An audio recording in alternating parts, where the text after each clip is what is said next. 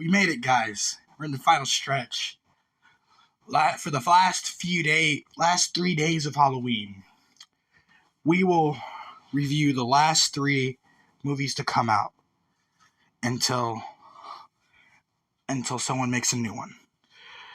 We'll be talking about the most recent trilogy in the Halloween franchise. We're talking about the Blumhouse trilogy going from 2018 to 2022, where we would receive 3 movies in 4 years. First, we are starting with a reboot. Like Halloween H2O, this ignores every sequel, even Halloween 2. The only movie that matters in comparison to this movie is Halloween 1978.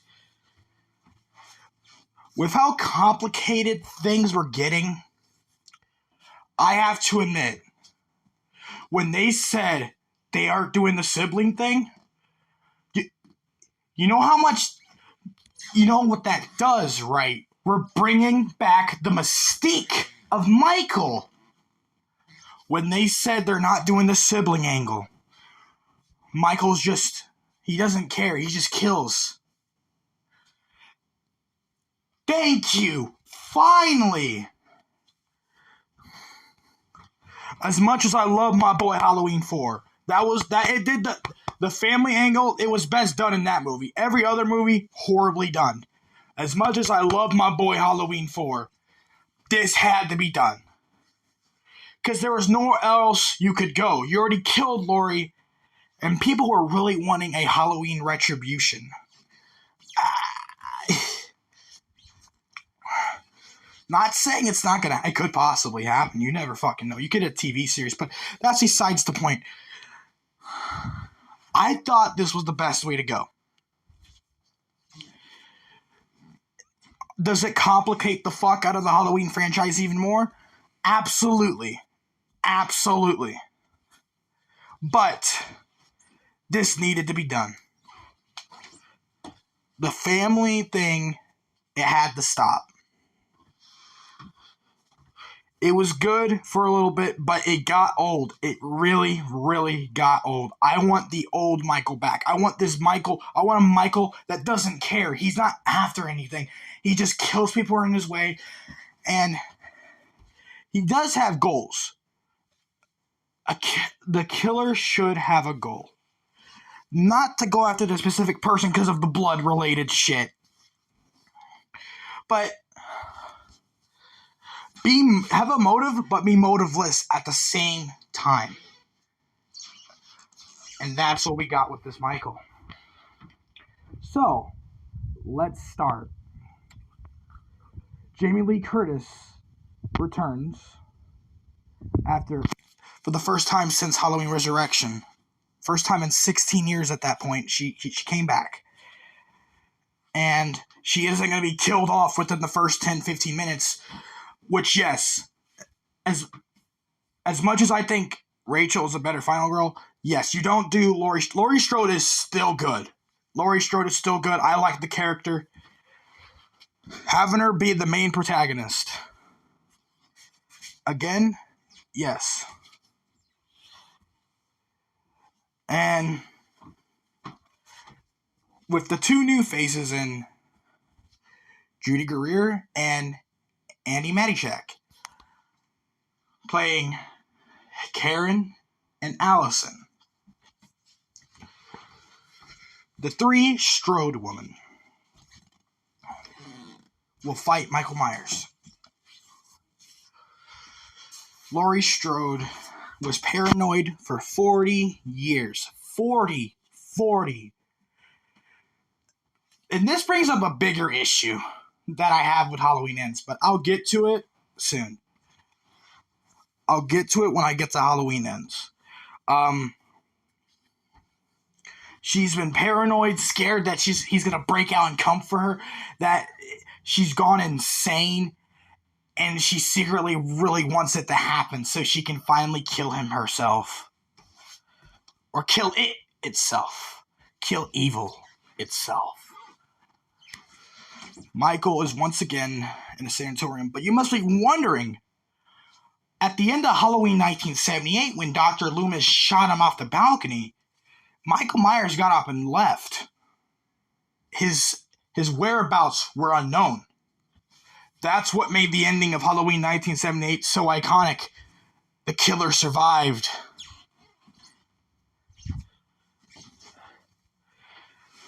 But you must be wondering, how has he spent 40 years in captivity if he disappeared? Well, here, I'll introduce you to Will Patton's Deputy Hawkins.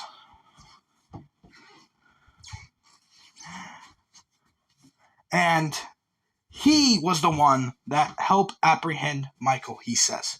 We will find out more about that in Halloween Kills. But for now, that's all we get on how Michael was captured back in 1978. How he didn't just escape. So, with that being said, these are something awakened in Michael, and it was the two podcasters' fault. You showed evil the mask that is synonymous with him, the mask that makes up his character. You showed him the iconic masks that he used back in 1978. And the thing is, out of every single sequel we've gotten, even though Halloween 2 is actually the same fucking mask. Like, it's like actually the same mask. No joke, it's the same mask they used in 1978. But in terms of looks, this is the best we've gotten, to the closest we can get to the 1978 original. In some shots, it looks like the 1978 Michael. And in some shots, it's its own thing. I like that. I really do. Now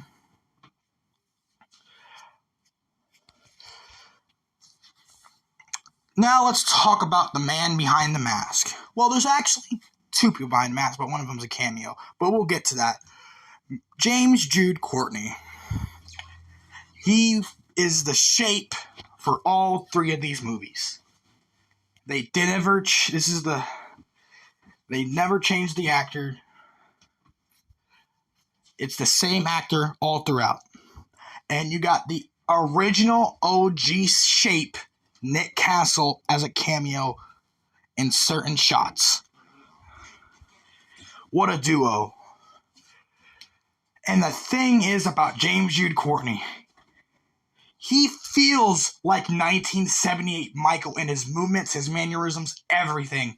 He feels like 1978 Michael while doing his own thing simultaneously, which is just so epic. And as soon as that Michael sees that mask, that's when shit hits the fan, and that happens in the opening. I remember all the way back in 2018 when I sat down in the theater, my first Halloween movie I've ever seen in theaters. I'll always have nostalgia for this shit. And ironically enough, it was my first ever Halloween review on this channel back in 2018. So, little history fact for you there. I remember sitting there, and then that epic opening of the guy telling Michael to say something. And let me bring up something. Yes, Michael's not wearing a mask in the shot, but you only see parts of his face. You never get a full view of his face. They kept that concealed somehow in complete daylight. I think that was good. I don't know how they showed Michael's face in plain daylight, and I'm not complaining. I don't know. I guess the Rob Zombie Halloween 2 thing really got to me. They concealed his face. You only saw parts of his face. You saw an eye scar. Yeah. The guy pulled out his iconic mask and told him to say something, say something, say something. He never did. And then you get the iconic John Carpenter score updated for modern audiences. And this version of the theme, I don't know how to explain it. it's not the worst in the franchise. There's worse Halloween themes in this franchise. But it's a little too modernized, but that's okay. You can't just redo the whole old theme again. You have to modernize it. And by the way, the score for all three of these films, I'll just say this right now, absolutely amazing. All three scores for Halloween 2018, Halloween Kills, and Halloween Ends, perfection. They're perfection. Who else would you have doing the score but a John Carpenter, by the way? They brought him back on.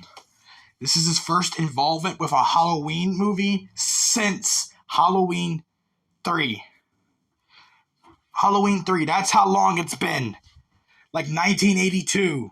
Yes, it's been that long since John Carpenter has been a part of a Halloween movie. Notice how I said Halloween movie and not Michael Myers movie.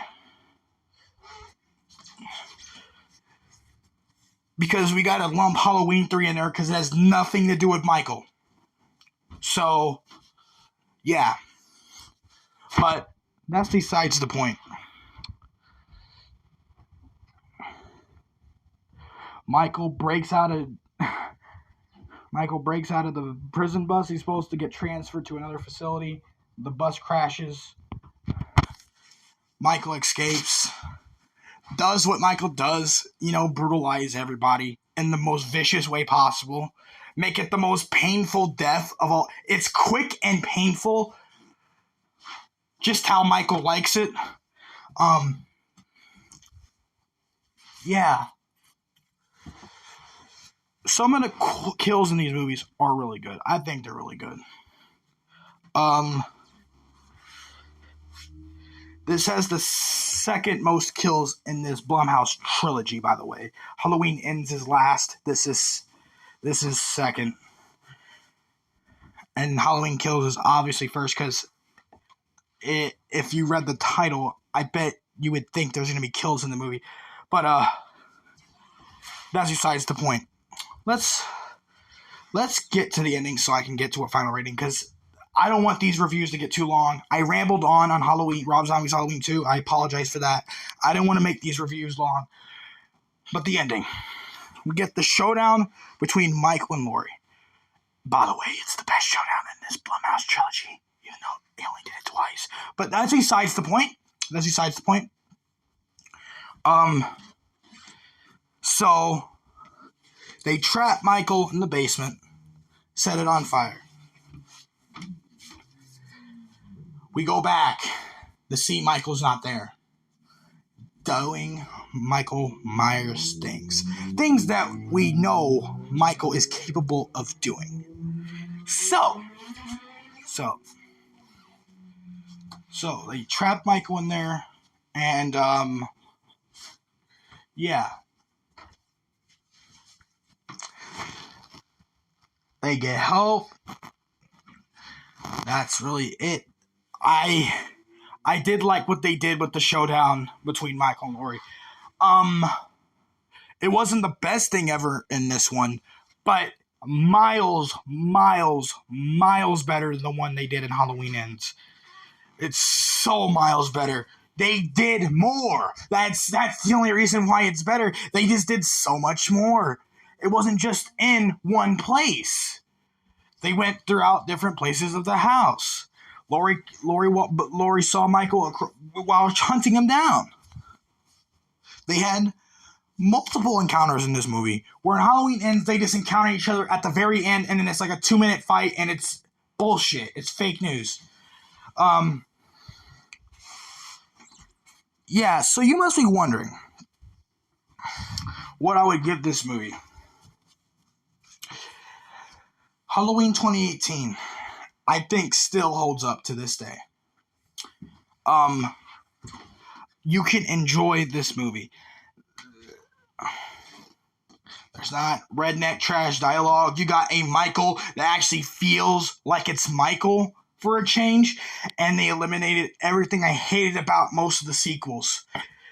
So they did everything I wanted them to do. Could it have been a lot better? Probably yes. But for what they did, I'm very satisfied. I was very satisfied leaving the theater. They left it open-ended, just in case. They just wanted to see how the movie was doing, even though that's kind of bad. You should, if you know you're going to make sequels, you should plan ahead. It seemed like they just lost track of thinking and didn't know how to complete the story when it came to Halloween Ends. But that's besides the point. But the final rating I would give this movie, I would give this movie an 8 out of 10. It's a really, really good movie. I definitely watch it every Halloween. This is a movie that I typically don't skip. I can sit down and enjoy this, even though I do like Halloween 4 better. But I can actually sit down and enjoy this movie. So, I'll see you guys with Halloween Kills.